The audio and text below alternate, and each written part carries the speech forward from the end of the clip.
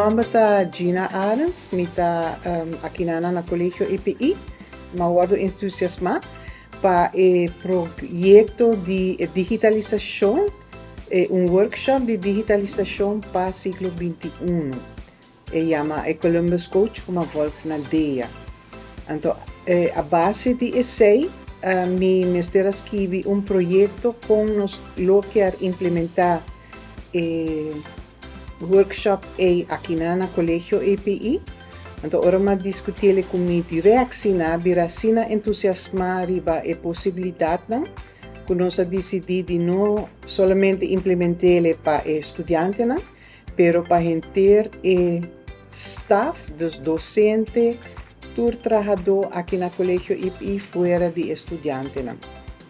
O processo com a aplicação abai para mim é simples para sobre já me tem projeto e dossiê gente claro dos gente planta tá claro junto com bambisatur parte na e componente na de como nós lo pensar de implementar claro não tem detalhes pero sim tem ideia grande. Então nós temos que preparar nós mesmos e nós estudantes para vida hope que cambia hope lihe. Então para fazer isso me dá workshop que Columbus Coach depois na cambia número para habilidade digital ajuda para preparar tanto bom mês como estudante para esse.